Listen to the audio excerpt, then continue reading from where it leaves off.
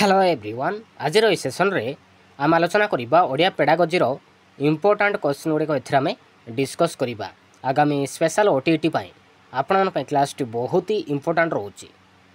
तो fast question रही भाषा माध्यम लोक माने कौन विनिमय करिथांती। भाषा माध्यम लोक माने कौन विनिमय करिथांती।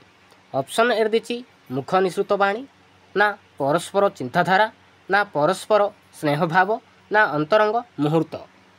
राइट आंसर कौटा हम राइट आंसर जब आपंकर ऑप्शन नंबर बी परस्पर चिंताधारा करिथांती। तो राइट आंसर जब आपंकर ऑप्शन नंबर बी।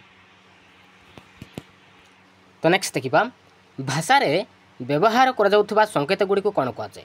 भाषा रे व्यवहार करा जाउथबा संकेत गुडी को कोन कहै छै। भाषा कहै छै ना अर्थ कहै छै ना शब्द कहै छै ना ध्वनि कहै छै। राइट आंसर कौटा हम राइट आंसर जब आपंकर ऑप्शन नंबर डी ध्वनि कहवा। भाषा रे व्यवहार करा जाउथबा संकेत गुडी को हम कहवा ध्वनि बोली कहवा। तो राइट आंसर जब आपंकर ऑप्शन नंबर डी। तो नेक्स्ट देखिबा काहाकू आदि भाषा कहै छै। काहाकू आदि भाषा कहै छै। पाली भाषा को ना ओडिया भाषा को ना संस्कृत भाषा को ना हिंदी भाषा को। राइट आंसर कौटा हम राइट आंसर जब आपंकर ऑप्शन नंबर सी संस्कृत भाषा को हम कहवा आदि भाषा बोली कहवा। तो राइट आंसर जब आपंकर ऑप्शन नंबर सी। तो नेक्स्ट देखिबा कार्यधारार सफलता पाई प्रथमे आमको केउ कथा भाविबा आवश्यक। ऑप्शन एर दी केते समय लागिबो ना किए करिबो ना लक्ष्य विषय धारणा ना केते पैसा लागिबो। राइट आंसर कौटा हम राइट आंसर जब आपंकर ऑप्शन नंबर सी लक्ष्य विषय धारणा भाविबा आवश्यक। तो राइट आंसर जब आपंकर ऑप्शन नंबर सी। तो नेक्स्ट देखिबा अक्षर लिखन पद्धति कौन। अक्षर लिखन पद्धति कौन। शिक्षक अक्षर डाकिबे पिला माने लिखिबे ना अक्षर गुडी को ऊपर चक बा पेंसिल मड़ाइबा ना अक्षर गुडी को क्रमान्वय न शिखी मझिरु जे कौनसी अक्षर लिखिबा ना मात्रा लगे अक्षर लिखिबा। राइट आंसर कौटा हम राइट आंसर जब आपंकर ऑप्शन नंबर बी अक्षर लिखन होउची अक्षर गुडी को ऊपर चक बा पेंसिल मड़ाइबा। तो राइट आंसर जब आपंकर ऑप्शन नंबर बी। तो नेक्स्ट क्वेश्चन देखिबा लिखनर विकास ठीक है बोली आमे केते बेले जानिबा। लिखनर विकास ठीक है बोली आमे केते बेले जानिबा। जेते बेले पिला शब्द लिखि पारिबो ना जेते बेले वाक्य लिखि पारिबो ना जेते बेले पिला निज मन को रचना बा निज मनरु रचना बा अनुच्छेद लिखि पारिबो ना जेते बेले ठीक भाव सुनी लिखि पारिबो। राइट आंसर कौटा हम राइट आंसर जब आपंकर ऑप्शन नंबर सी जब राइट आंसर जेते बेले पिला निज मनरु रचना बा अनुच्छेद लिखि पारिबो तो सेते बेले हम जानि परिबा शिशुर लिखनर विकास ठीक है बोली। तो राइट आंसर जब आपंकर ऑप्शन नंबर सी। तो नेक्स्ट देखिबा मुक्त रचना क्या कहुए। मुक्त रचना क्या कहुए जो लेखा स्वाभाविक और एथि कौन सूचना न थाए ना सूचना थाए लेखा सूचना मुताबक होता है ना सूचना अनुसार एक क्रमिक धारारे लेखा होता है ना सूचना अनुसार सजाई लेखा जाता है। राइट आंसर कौटा हम राइट आंसर जब आपंकर ऑप्शन नंबर ए मुक्त रचना होउची जो लेखा स्वाभाविक और एथि कौन सूचना न थाए। तो राइट आंसर जब आपंकर ऑप्शन नंबर ए। तो नेक्स्ट देखिबा केउटी शिक्षा व्यवस्थार एक गुरुत्वपूर्ण आवश्यकता। केउटी शिक्षा व्यवस्थार एक गुरुत्वपूर्ण आवश्यकता। ऑप्शन एर दी वर्ष शेष में गोटे परीक्षा करिबा ना प्रति पिलार मूल्यांकन को सुनिश्चित करिबा ना पाठदान पई सामग्री प्रस्तुत ना पाठ योजना प्रस्तुति। राइट आंसर कौटा हम राइट आंसर जब आपंकर ऑप्शन नंबर बी प्रति पिलार मूल्यांकन को सुनिश्चित करिबा। एटा होची शिक्षा व्यवस्था एक गुरुत्वपूर्ण आवश्यक। तो राइट आंसर जब आपंकर ऑप्शन नंबर बी। तो नेक्स्ट देखिबा मौखिक मूल्यांकन दुर्बलता कौन। मौखिक मूल्यांकन दुर्बलता कौन। ऑप्शन एर दी यह पिलामानकर लिखित वर्णनार परिमाप करने को सक्षम करे न थाए ना यह पिलामानकर परीक्षा फलर वैधता उपरे विश्वास रखे नाही ना यह पिलामानकर सृजन शक्ति को बढ़ाइबारे साहाय्य करे नाही ना यह पिलामानंकु शिक्षकों आगरे भयभीत कराई थाए।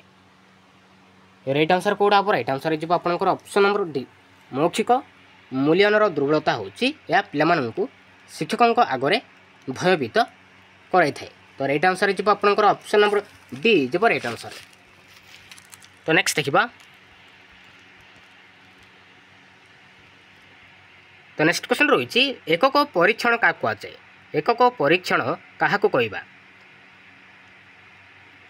ऑप्शन ए दी शिक्षा वर्ष को केतोटी एकक विभक्त कर परीक्षा करवा ना वर्ष आरंभ रे एक परीक्षा करवा ना पिलांको कृति गुड़ी को एकाठी करी परीक्षण करवा ना छापा प्रश्न पत्र दे निर्दिष्ट नोटिस दे परीक्षा करवा राइट आंसर कौटा हम राइट आंसर जो आपंकर ऑप्शन नंबर ए एकक परीक्षण होची शिक्षा वर्ष को केतोटी एकक विभक्त करी परीक्षा करवा ताको हम कहबा एकक परीक्षण बोली कहबा तो राइट आंसर जो आपंकर ऑप्शन नंबर ए।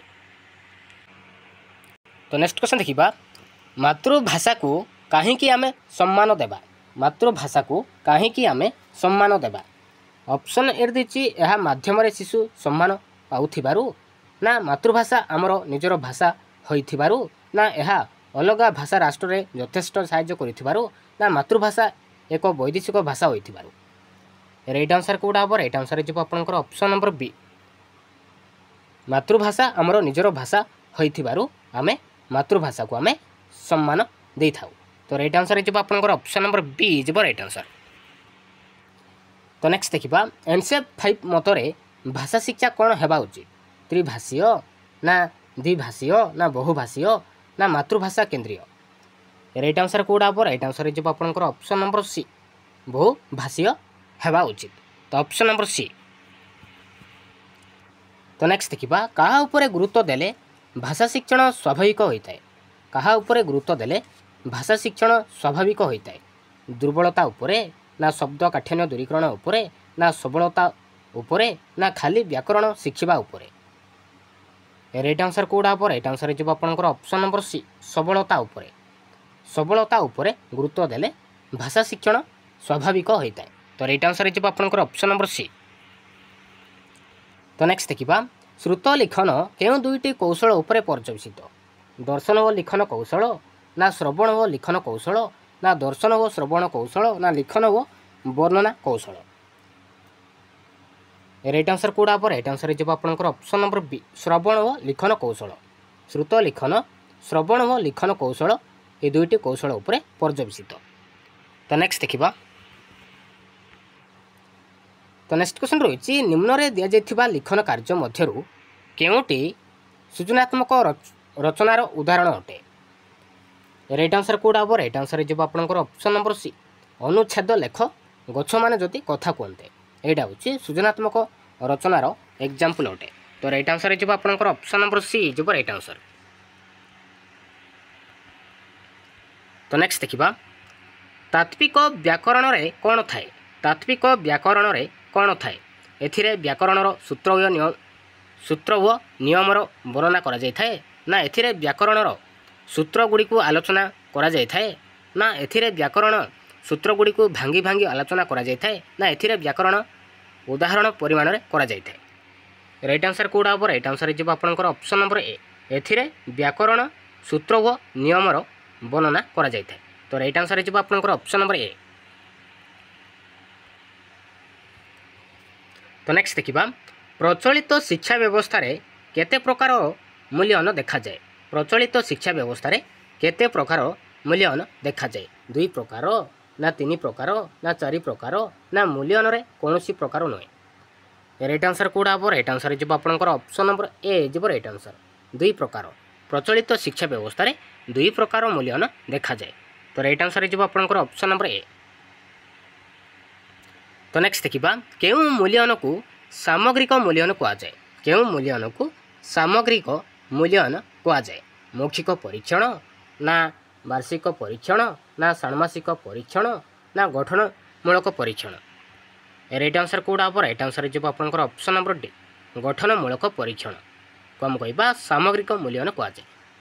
तो नेक्स्ट देखिबा तो नेक्स्ट क्वेश्चन रही मुक्त उत्तरमूलक प्रश्न कहिले कौन मुक्त उत्तरमूलक प्रश्न कहिले कौन जार एक निर्दिष्ट उत्तर थिबो ना प्रश्न गुड़िक क्षुद्र होइथिबो ना प्रश्न गुड़िकर उद्देश्य नथिबो ना प्रश्न गुड़िकर उत्तर अनेक आसुथिबो राइट आंसर कौटा हम राइट आंसर जो आपंकर ऑप्शन नंबर डी प्रश्न गुड़िकर उत्तर अनेक आसुथिबो तो राइट आंसर जो आपंकर ऑप्शन नंबर डी। तो नेक्स्ट क्वेश्चन देखिबा उत्तर मनोनयनमूलक प्रश्न उपरे गुरुत्व दिया जाउची काहेकि उत्तर मनोनयनमूलक प्रश्न उपरे ଗୁରୁତ୍ୱ ଦିଆଯାଉଛି କାହିଁକି? ଅପସନ୍ ଏ ଦେଇଛି ଉତ୍ତର ଖାତାକୁ କମ୍ପ୍ୟୁଟର ନିର୍ଭୁଲ ମୂଲ୍ୟାୟନ କରେ, ନା ଅଳ୍ପ ଲେଖିବାକୁ ହୁଏ, ନା ଠାସକୁ ମାରି ଉତ୍ତର ଲେଖି ହୁଏ, ନା ଲେଖିବାର ବେଦନା କମିଯାଏ। ରାଇଟ୍ ଆନ୍ସର୍ କେଉଁଟା ହେବ? ରାଇଟ୍ ଆନ୍ସର୍ ଯିବ ଆପଣଙ୍କର ଅପସନ୍ ନମ୍ବର ଏ, ଉତ୍ତର ଖାତାକୁ କମ୍ପ୍ୟୁଟର ନିର୍ଭୁଲ ମୂଲ୍ୟାୟନ କରେ। ତ ରାଇଟ୍ ଆନ୍ସର୍ ଯିବ ଆପଣଙ୍କର ଅପସନ୍ ନମ୍ବର ଏ। ତ ନେକ୍ସଟ କ୍ୱେଶ୍ଚନ୍ ଦେଖିବା, ପିଲାମାନଙ୍କର ଭାଷା ଜ୍ଞାନ ବୃଦ୍ଧି କେଉଁ ଶ୍ରେଣୀ ଠାରୁ କେଉଁ ଶ୍ରେଣୀ ପର୍ଯ୍ୟନ୍ତ ସାଧାରଣତଃ ହୋଇଥାଏ? ପିଲାମାନଙ୍କର ଭାଷା ଜ୍ଞାନ ବୃଦ୍ଧି କେଉଁ ଶ୍ରେଣୀ ଠାରୁ କେଉଁ ଶ୍ରେଣୀ ପର୍ଯ୍ୟନ୍ତ ସାଧାରଣତଃ ହୋଇଥାଏ? ପ୍ରଥମରୁ ତୃତୀୟ, ନା ତୃତୀୟରୁ ପଞ୍ଚମ, ନା ପ୍ରଥମରୁ ପଞ୍ଚମ, ନା ପ୍ରଥମରୁ ଅଷ୍ଟମ? ରାଇଟ୍ ଆନ୍ସର୍ କେଉଁଟା ହେବ? ରାଇଟ୍ ଆନ୍ସର୍ ଯିବ ଆପଣଙ୍କର ଅପସନ୍ ନମ୍ବର ଡି, ପ୍ରଥମରୁ ଅଷ୍ଟମ। ପ୍ରଥମରୁ ଅଷ୍ଟମ ଶ୍ରେଣୀ ପର୍ଯ୍ୟନ୍ତ ସାଧାରଣତଃ ହୋଇଥାଏ। ତ ରାଇଟ୍ ଆନ୍ସର୍ ଯିବ ଆପଣଙ୍କର ଅପସନ୍ ନମ୍ବର ଡି। ତ ନେକ୍ସଟ ଦେଖିବା, ଯେଉଁ ଭାଷାରେ ପିଲା ଭାବ ଆଦାନ ପ୍ରଦାନ କରିପାରେ ତାକୁ ଆମେ କି ଭାଷା କହିବା? ଯେଉଁ ଭାଷାରେ ପିଲା ଭାବ ଆଦାନ ପ୍ରଦାନ କରିପାରେ ତାକୁ ଆମେ କି ଭାଷା କହିବା? ଭାବ ଗ୍ରହଣ ଭାଷା କହିବା, ନା ଭାବ ପ୍ରକାଶର ଭାଷା କହିବା, ନା ଭାବ ଆଦାନ ପ୍ରଦାନ ଭାଷା କହିବା, ନା ମାତୃଭାଷା କହିବା? ରାଇଟ୍ ଆନ୍ସର୍ କେଉଁଟା ହେବ? ରାଇଟ୍ ଆନ୍ସର୍ ଯିବ ଆପଣଙ୍କର ଅପସନ୍ ନମ୍ବର ଡି, ମାତୃଭାଷା କହିବା। ତ ରାଇଟ୍ ଆନ୍ସର୍ ଯିବ ଆପଣଙ୍କର ଅପସନ୍ ନମ୍ବର ଡି। ତ ନେକ୍ସଟ ଦେଖିବା, ଶ୍ରେଣୀରେ ପିଲାଙ୍କ କଥନ ଦକ୍ଷତାର ବିକାଶ ପାଇଁ ଆମେ ପ୍ରଥମେ କେଉଁ କାର୍ଯ୍ୟ କରିବା? ଗୀତ ବୋଲି ଶୁଣାଇବା, ନା ପିଲା ଗୀତ ବୋଲିବାକୁ କହିବା, ନା ପିଲା ତା ନିଜ କଥା ଅନୁଭୂତି କହିବାକୁ ସୁଯୋଗ ଦେବା, ନା ପିଲା ଯାହା କହିବ ତା ଧୈର୍ଯ୍ୟର ସହିତ ଶୁଣିବା? ରାଇଟ୍ ଆନ୍ସର୍ କେଉଁଟା ହେବ? ରାଇଟ୍ ଆନ୍ସର୍ ଯିବ ଆପଣଙ୍କର ଅପସନ୍ ନମ୍ବର ଡି, ପିଲା ଯାହା କହିବ ତାକୁ ଧୈର୍ଯ୍ୟର ସହିତ ଶୁଣିବା। ତ ରାଇଟ୍ ଆନ୍ସର୍ ଯିବ ଆପଣଙ୍କର ଅପସନ୍ ନମ୍ବର ଡି। ତ ନେକ୍ସଟ ଦେଖିବା, ପଠନ ଦକ୍ଷତାର ବିକାଶ ପାଇଁ କେଉଁ ପ୍ରଣାଳୀଟି ଆଦୃତ?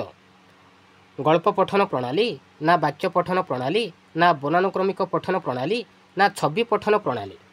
ରାଇଟ୍ ଆନ୍ସର୍ କେଉଁଟା ହେବ? ରାଇଟ୍ ଆନ୍ସର୍ ଯିବ ଆପଣଙ୍କର ଅପସନ୍ ନମ୍ବର ଏ, ଗଳ୍ପ ପଠନ ପ୍ରଣାଳୀ। Option number D, option number A. ତ ନେକ୍ସଟ ଦେଖିବା, କବିତା ଶିକ୍ଷାଦାନ କଲାବେଳେ ଛାତ୍ରଛାତ୍ରୀମାନଙ୍କୁ ନିରବ ପଠନ କରିବାକୁ କୁହାଯାଏ କାହିଁକି? କବିତା ଶିକ୍ଷାଦାନ କଲାବେଳେ ଛାତ୍ରଛାତ୍ରୀମାନଙ୍କୁ ନିରବ ପଠନ କରିବାକୁ କୁହାଯାଏ କାହିଁକି? ସେମାନେ ଟିକେ ବିଶ୍ରାମ ପାଇବେ, ନା ଶୁଣିଥିବା ପାଠକୁ ମନେ ପକାଇବେ, ନା ଭାବ ଉନ୍ମୋଚନ ପାଇଁ ସେମାନେ ସମର୍ଥ ହେବେ, ନା ସେମାନେ ମନେ ମନେ କବିତା ପଢ଼ିବେ? ରାଇଟ୍ ଆନ୍ସର୍ କେଉଁଟା ହେବ? ରାଇଟ୍ ଆନ୍ସର୍ ଯିବ ଆପଣଙ୍କର ଅପସନ୍ ନମ୍ବର ସି ଯିବ ରାଇଟ୍ ଆନ୍ସର୍, ଭାବ ଉନ୍ମୋଚନ ପାଇଁ ସେମାନେ ସମର୍ଥ ହେବେ। ତ ନେକ୍ସଟ ଦେଖିବା, ତ ନେକ୍ସଟ କ୍ୱେଶ୍ଚନ୍ ରହିଛି, ପିଲାମାନେ ଅକ୍ଷର ଶିଖିବା ସଙ୍ଗେ ସଙ୍ଗେ ଅନ୍ୟାନ୍ୟ ଆବଶ୍ୟକ ଜ୍ଞାନ ଗଳ୍ପ ଓ ଗୀତ ଆକାରରେ କେଉଁ ପାଠ୍ୟପୁସ୍ତକରୁ ପାଇବେ? ଭାଷା ସାହିତ୍ୟ ପାଠ୍ୟପୁସ୍ତକରୁ, ନା ସାଧାରଣ ଜ୍ଞାନ ପାଠ୍ୟପୁସ୍ତକରୁ, ନା ସମନ୍ୱିତ ପାଠ୍ୟପୁସ୍ତକରୁ, ନା ସାମାଜିକ ଶିକ୍ଷା ପାଠ୍ୟପୁସ୍ତକରୁ? ରାଇଟ୍ ଆନ୍ସର୍ କେଉଁଟା ହେବ? ରାଇଟ୍ ଆନ୍ସର୍ ଯିବ ଆପଣଙ୍କର ଅପସନ୍ ନମ୍ବର ସି, ସମନ୍ୱିତ ପାଠ୍ୟପୁସ୍ତକରୁ ପାଇବେ। ତ ନେକ୍ସଟ ଦେଖିବା, ଲିଖନ ଦକ୍ଷତାର ବିକାଶ ପାଇଁ କେଉଁଟି ଶିକ୍ଷକଙ୍କ କାର୍ଯ୍ୟ ନୁହେଁ? ଲିଖନ ଦକ୍ଷତାର ବିକାଶ ପାଇଁ କେଉଁଟି ଶିକ୍ଷକଙ୍କ କାର୍ଯ୍ୟ ନୁହେଁ? ଅପସନ୍ ଏ ଦେଇଛି ଶୁଦ୍ଧ ଲିଖନ ଉପରେ ଗୁରୁତ୍ୱ ଦେବା, ବିରେ ଦେଇଛି ଲେଖିବା ପାଇଁ ଅନୁକୂଳ ପରିବେଶ ସୃଷ୍ଟି କରିବା, ସିରେ ଦେଇଛି ପିଲାକୁ ଲେଖିବାକୁ ଦେଇ ନିଜେ ନୀରବରେ ବସିବା, ନା ଉପଯୁକ୍ତ ବିଷୟ ନିର୍ବାଚନ କରିବା? ରାଇଟ୍ ଆନ୍ସର୍ କେଉଁଟା ହେବ? ରାଇଟ୍ ଆନ୍ସର୍ ଯିବ ଆପଣଙ୍କର ଅପସନ୍ ନମ୍ବର ସି, ପିଲାକୁ ଲେଖିବାକୁ ଦେଇ ନିଜେ ନୀରବରେ ବସିବା। ଏଇଟା କିନ୍ତୁ ଶିକ୍ଷକଙ୍କ କାର୍ଯ୍ୟ ନୁହେଁ। ଅପସନ୍ ନମ୍ବର ସି ଯିବ ରାଇଟ୍ ଆନ୍ସର୍। ତ ନେକ୍ସଟ ଦେଖିବା, ଭାରତରେ ଲବଣ ସତ୍ୟାଗ୍ରହ କେବେ ହୋଇଥିଲା? ତ ଏଇଟା ଗୋଟେ କି ପ୍ରକାର ପ୍ରଶ୍ନ? ଜ୍ଞାନାତ୍ମକ, ନା ବୋଧାତ୍ମକ, ନା ଅଭିବ୍ୟକ୍ତିମୂଳକ, ନା ଦକ୍ଷତା ଭିତ୍ତିକ? ଏଇଟା ହେଉଛି ଜ୍ଞାନାତ୍ମକ ପ୍ରକାର ପ୍ରଶ୍ନ। Option number A. ତ ନେକ୍ସଟ ଦେଖିବା, କାଲଭେରିଆ କାନ୍ଦୁଛି ଏହି ବିଷୟର ସାର କଥା ଲେଖ। ତ ଏଇଟା ଗୋଟେ କେଉଁ ପ୍ରକାର ପ୍ରଶ୍ନ?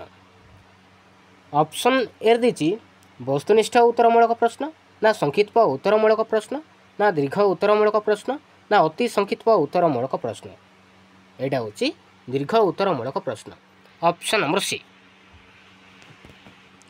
ତ ନେକ୍ସଟ ଦେଖିବା, କେଉଁଟି ନିର୍ଦ୍ଦିଷ୍ଟ ଉତ୍ତରମୂଳକ ପ୍ରଶ୍ନ ନୁହେଁ? ତ ଚାରିଟି ଅପସନ୍ ଦେଇଛି, ତ ଭିତରୁ କେଉଁଟା ଗୋଟେ ନିର୍ଦ୍ଦିଷ୍ଟ ଉତ୍ତରମୂଳକ ପ୍ରଶ୍ନ କେଉଁଟା ନୁହେଁ? ମେଳକ ପ୍ରଶ୍ନ ଦେଇଛି, ଶୂନ୍ୟସ୍ଥାନ ପୂରଣ ପ୍ରଶ୍ନ ଦେଇଛି, ସଂକ୍ଷିପ୍ତ ଉତ୍ତରମୂଳକ ପ୍ରଶ୍ନ ଦେଇଛି, ଉତ୍ତର ମନୋନୟନମୂଳକ ପ୍ରଶ୍ନ ଦେଇଛି। ରାଇଟ୍ ଆନ୍ସର୍ କେଉଁଟା ହେବ? ରାଇଟ୍ ଆନ୍ସର୍ ଯିବ ଆପଣଙ୍କର ଅପସନ୍ ନମ୍ବର ସି, ସଂକ୍ଷିପ୍ତ ଉତ୍ତରମୂଳକ ପ୍ରଶ୍ନ। ଏଇଟା କିନ୍ତୁ ନିର୍ଦ୍ଦିଷ୍ଟ ଉତ୍ତରମୂଳକ ପ୍ରଶ୍ନ ନୁହେଁ। Option number C. ତ ନେକ୍ସଟ କ୍ୱେଶ୍ଚନ୍ ଦେଖିବା, मातृभाषा शिक्षादान पाई शिक्षकंकर केउं गुणटी रहिबा दरकार। मातृभाषा शिक्षादान पाई शिक्षकंकर केउं गुणटी रहिबा दरकार। भाषा ज्ञान ना विषय ज्ञान ना शिक्षादान अभिज्ञता ना धैर्य। राइट आंसर कोटा हम राइट आंसर हो आपंकर ऑप्शन नंबर डी धैर्य रहिबा दरकार। तो राइट आंसर हो आपंकर ऑप्शन नंबर डी। तो नेक्स्ट देखिबा पिलामानंकु दल दल करी बसई सेमानंक भितरे आलोचना करने को सुजोग देले केउं दक्षतार विकास घटी थाए। राइट आंसर कोटा हम राइट आंसर हो आपंकर ऑप्शन नंबर डी स्वशिक्षण दक्षतार विकास घटी थाए। तो राइट आंसर हो आपंकर ऑप्शन नंबर डी। तो नेक्स्ट देखिबा पिलामानंकु भाषा शिक्षा देबा बेले केउं पंथाटी अनुकूल नुहे। पिलामानंकु भाषा शिक्षा देबा बेले केउं पंथाटी अनुकूल नुहे। गल्प कथन ना गीत बोलिबा ना मुखस्थीकरण ना वर्णना करिबा। राइट आंसर कोटा हम राइट आंसर हो आपंकर ऑप्शन नंबर सी हो राइट आंसर मुखस्थीकरण पंथाटी अनुकूल नुहे। तो नेक्स्ट देखिबा तो नेक्स्ट क्वेश्चन रही भाषा शिक्षण पाई शिक्षक केउं कार्य उपरे गुरुत्व देबे। भाषा शिक्षण पाई शिक्षक केउं कार्य उपरे गुरुत्व देबे। पिलामानंकर शिक्षण रे अंशग्रहण ना शिक्षकंकर अंशग्रहण ना पिलामानंकर निरवता ना श्रेणी रे शिक्षादान। राइट आंसर कोटा हम राइट आंसर हो आपंकर ऑप्शन नंबर ए हो राइट आंसर पिलामानंकर शिक्षण रे अंशग्रहण उपरे गुरुत्व देबे। तो नेक्स्ट देखिबा तो नेक्स्ट क्वेश्चन रही भाषा शिक्षण पाई जो चारोटी कौशल प्रयोग करा जाए सेगुड़िक मध्यरे सर्वप्रथम कोटा कहिबा ना शुणिबा ना पढ़िबा ना लेखिबा। राइट आंसर कोटा हम राइट आंसर हो आपंकर ऑप्शन नंबर बी शुणिबा। सर्वप्रथम हूँ शुणिबा तापर कहिबा तापर पढ़िबा तापर लेखिबा। तो नेक्स्ट देखिबा भाषा शिक्षण पाई शिक्षक केउं उपकरण व्यवहार करि परिबे। भाषा शिक्षण पाई शिक्षक केउं उपकरण व्यवहार करि परिबे। चक ना फ्लैश कार्ड ना अक्षर तालिका ना ब्लैक बोर्ड। राइट आंसर कोटा हम राइट आंसर हो आपंकर option number B flash card व्यवहार करि परिबे। तो नेक्स्ट देखिबा स्वशिक्षण पाई शिक्षक श्रेणी गृह रे की सुविधा देबे। बसी बही पढ़िबा ना खबर कागज पढ़िबा ना चित्र करिबा ना अन्य पिलामानक सहित मिसी दलगत आलोचना। राइट आंसर कोटा हम राइट आंसर हो आपंकर ऑप्शन नंबर डी अन्य पिलामानक सहित मिसी दलगत आलोचना। तो नेक्स्ट देखिबा तो नेक्स्ट क्वेश्चन रही कौनसी सरल आदेश को बुझीबा पई पिला माने केउं दक्षता हासिल करिवे। कौनसी सरल आदेश को बुझीबा पई पिला माने केउं दक्षता हासिल करिवे। राइट आंसर कोटा हम राइट आंसर हो आपंकर ऑप्शन नंबर बी शुणिबा दक्षता हासिल करिवे। तो नेक्स्ट देखिबा शुद्ध भाव सरल वाक्यर पुनरावृत्ति करिबा यह केउं दक्षतार अंतर्भुक्त। पढ़िबा ना लेखिबा ना कहिबा ना शब्दकोश व्यवहार करिबा। राइट आंसर हो आपंकर ऑप्शन नंबर सी कहिबा। शुद्ध भाव सरल वाक्यर पुनरावृत्ति करिबा एटा होची कहिबा दक्षतार अंतर्भुक्त। तो नेक्स्ट देखिबा शिशुर केउं प्रवृत्ति लिखन रे सहायक हुए। शिशुर केउं प्रवृत्ति लिखन रे सहायक हुए। अनुकरण करिबा ना हसिबा ना कांदिबा ना सोइबा।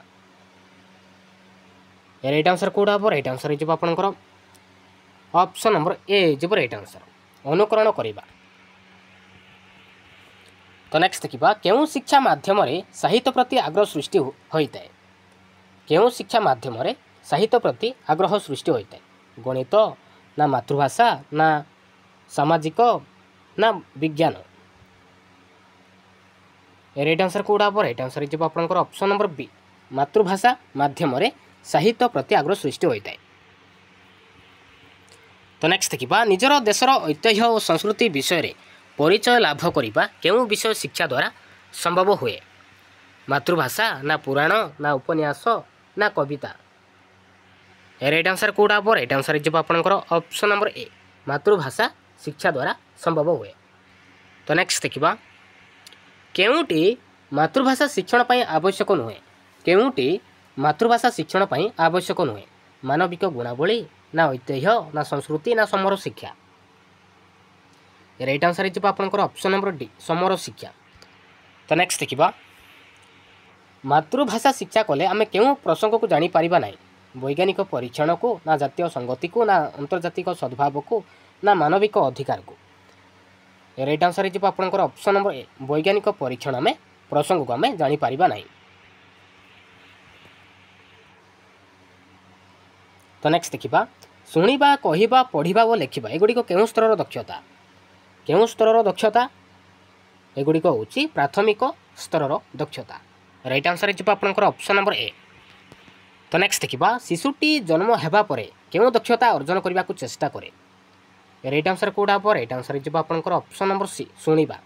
शिशुटी जन्म होगा शुणा दक्षता अर्जन करने को चेष्टा करें।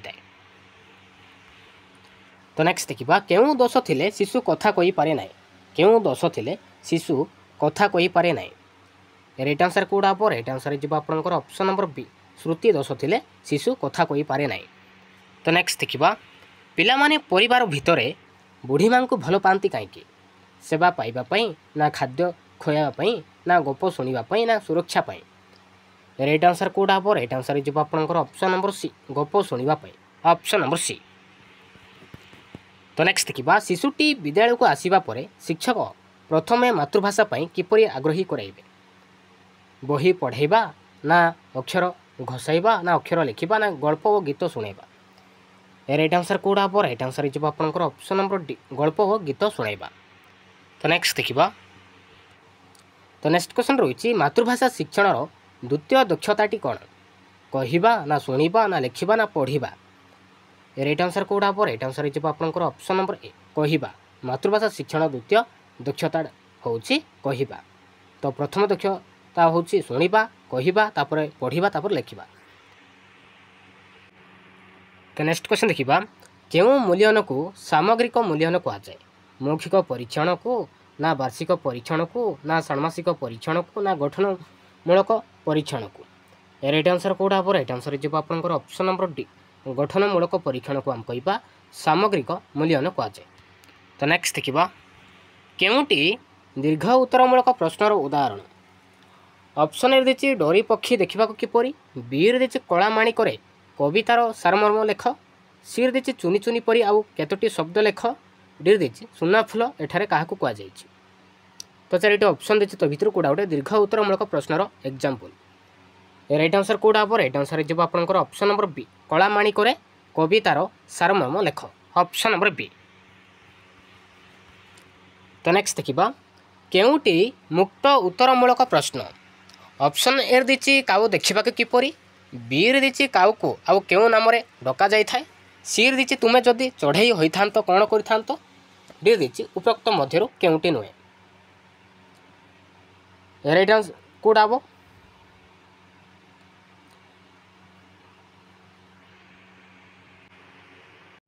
राइट आंसर है आपंकर ऑप्शन नंबर सी तुमे जदि चढ़ई होइथांत कौन करिथांत। तो सेटा होछि मुक्त उत्तरमूलक प्रश्न। तो मुक्त उत्तरमूलक प्रश्न कौन। प्रश्नगुड़िकर उत्तर अनेक आसुव जो प्रश्न कि उत्तर अनेक आसुव तो कौन कह मुक्त उत्तरमूलक प्रश्न कहवा। तो नेक्स्ट देखा शिशु क्यों भाषा माध्यम तार चिंता और चेतना को जागृत करे। राइट आंसर कौटा हम। राइट आंसर है आपंकर ऑप्शन नंबर डी मातृभाषा माध्यम। तो नेक्स्ट देखा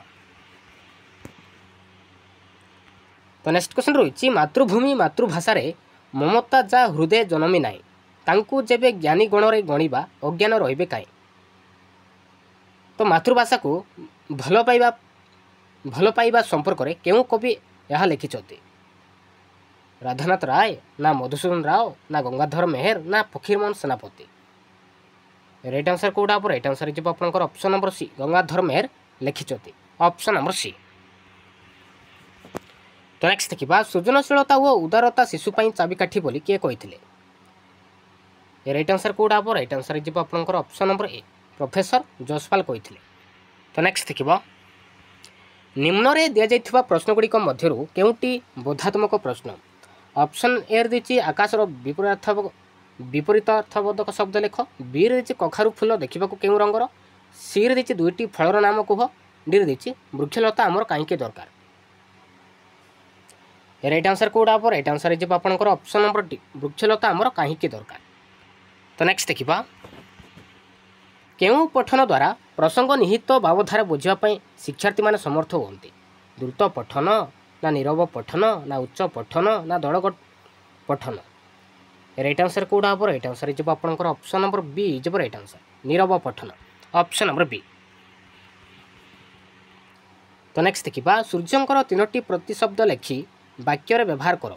यह केउं प्रकार प्रश्न। ऑप्शन ए देछि सूर्य 3टी प्रति। यहाँ हूँ संक्षिप्त उत्तरमूलक प्रश्न ऑप्शन नंबर सी। तो नेक्स्ट देखा केउटी सामग्रिक मूल्यन नुहे ज्ञानात्मक उद्देश्य देती अभिव्यक्तिमूलक उद्देश्य देती बोधात्मक उद्देश्य देती प्रवणता परीक्षण देती। राइट आंसर हो आपंकर ऑप्शन नंबर डी प्रवणता परीक्षण ये किंतु सामग्रिक मूल्यन नुहे। तो नेक्स्ट देखा बोध ज्ञान दक्षतार विकास केउं कार्य अधिक आवश्यक कथनर ना लिखनर ना व्याकरणर ना पठनर। राइट आंसर कौटा हम राइट आंसर हो आपंकर ऑप्शन नंबर डी पठनर आवश्यक। तो नेक्स्ट क्वेश्चन देखा केउटी भाषा शिक्षार सर्वनिम्न दक्षता नुहे शुणा ना व्याकरण सूत्र जाना ना लेखा ना पढ़ा। राइट आंसर हो आपंकर ऑप्शन नंबर बी व्याकरण सूत्र जाना ये किंतु भाषा शिक्षार सर्वनिम्न दक्षता नुहे। तो नेक्स्ट देखा मातृभाषा शिक्षक केउं स्तर को आसी शिक्षादान आरंभ करेंगे पिलार स्तर को ना निजर ज्ञान स्तर को ना पठित पुस्तक स्तर को ना पाठ्यपुस्तक स्तर को। राइट आंसर कौटा हम राइट आंसर हो आपंकर ऑप्शन नंबर ए हो राइट आंसर पिलार स्तर को। तो नेक्स्ट देखा मातृभाषा शिक्षा देवा पूर्व शिक्षक प्रथमे कौन करेंगे पिलाटी कौन जानी जाना ना पिलाटी कौन पढ़ी जाना ना पिलाटी मातृभाषा केतेक आग्रही जाना ना पिलार परिवार संपर्क में जाना। राइट आंसर हो आपंकर ऑप्शन नंबर ए पिलाटी कौन जानी जाना। तो नेक्स्ट देखा तो नेक्स्ट क्वेश्चन रही शिशुटी जन्म होगा प्रथमे क्यों दक्षता अर्जन करने को चेष्टा करे। राइट आंसर हो आपंकर ऑप्शन नंबर सी जो राइट आंसर शुणा दक्षता अर्जन करने को चेष्टा करे। तो नेक्स्ट देखा पिलाटी कहवा बेले कौन सी त्रुटि कले शिक्षक कौन करेंगे। राइट आंसर कौटा हम राइट आंसर हो आपंकर ऑप्शन नंबर डी शिक्षक निजे बारंबार ठीक शब्दटी कहे। तो नेक्स्ट देखा श्रवण और कथन दक्षतार विकास पर शिक्षक किपरि प्रस्तुत हेबे पिला कथा को केवल शुणिबे ना पिला पुराण कहानी कहे ना पिला भल लगिला भली विषय बाछिबे ना पिला केवल कहे। राइट आंसर कौटा हम राइट आंसर हो आपंकर ऑप्शन नंबर सी पिला भल लगिला भली विषय बाछिबे। तो नेक्स्ट देखा गोटे पिलार पार्टी लगी जाए कहवा बेले आमे ताकू किपरि चिन्हट करवा। राइट आंसर कौटा हम राइट आंसर हो आपंकर ऑप्शन नंबर ए पठन दक्षता बेले पढ़ला बेले। तो नेक्स्ट देखा पठनर विकास आमे केउं पद्धति ग्रहण करवा। राइट आंसर कौटा हम राइट आंसर हो आपंकर ऑप्शन नंबर सी गल्प पठन प्रणाली। तो नेक्स्ट देखा भाषा शिक्षा तृतीय कौशलटी किए राइट आंसर कौटा हम राइट आंसर हो आपंकर ऑप्शन नंबर सी जो राइट आंसर पढ़ा हूँ तृतीय कौशल। तो नेक्स्ट देखा तबे देखा लास्ट क्वेश्चन श्रवण कथन पठन और लिखन एगुड़िक मध्य केउटी शिशु मान कष्टकर होता है श्रवण ना कथन ना पठन ना लिखन। राइट आंसर हो आपंकर ऑप्शन नंबर डी लिखन। तो option number D. Thank you.